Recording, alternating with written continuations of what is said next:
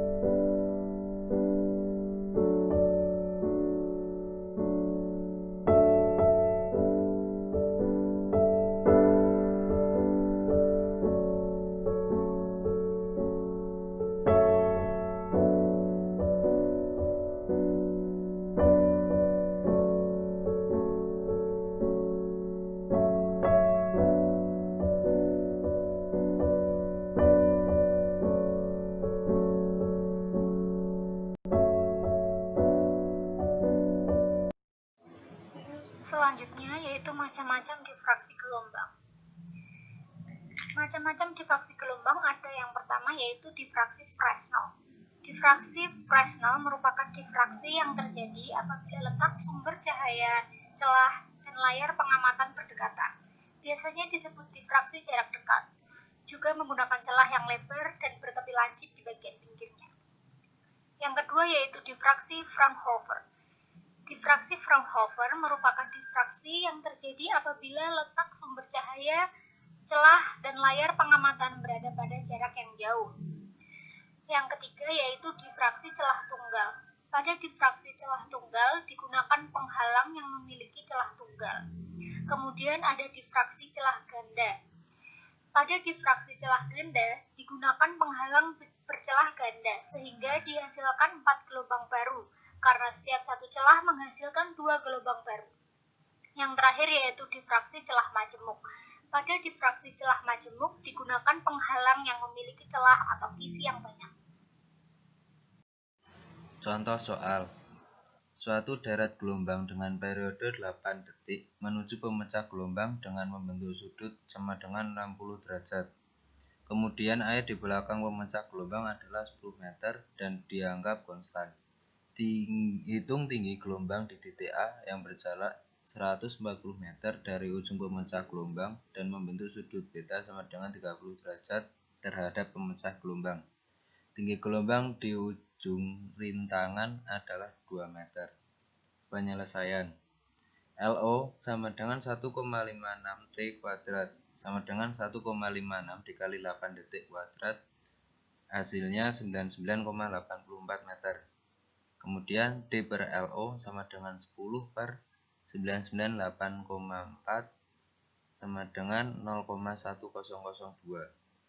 Dari lampiran A1 didapat D per LO sama dengan 0,14115, L sama dengan 10 per 0,14115, hasilnya 70,84 meter. Jarak titik A ke ujung rintangan R sama dengan 140 meter, kemudian R per L sama dengan 140 per 70,84 sama dengan 1,92, dibulatkan menjadi 2. Dari tabel 2.1 untuk nilai R per L sama dengan 2, theta sama dengan 60 derajat dan sudut beta sama dengan 30 derajat.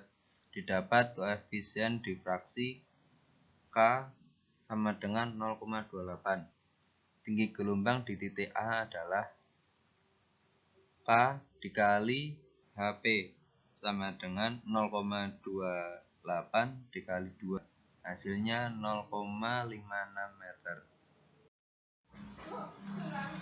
Selain menggunakan grafik, tinggi pemecah gelombang di belakang pemecah gelombang juga dapat dihitung dengan HP sama dengan H dalam kurung akar B kecil per B besar dikurangi 0,027 dikali akar pangkat 4D dalam kurung 1 plus akar B kecil dibagi B besar.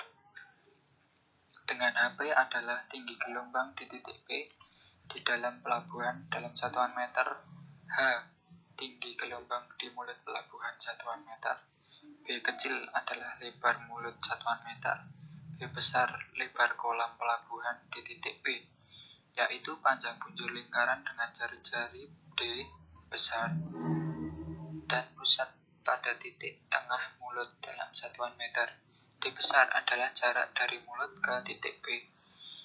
Persamaan tersebut digunakan untuk menghitung tinggi gelombang di dalam perairan pelabuhan.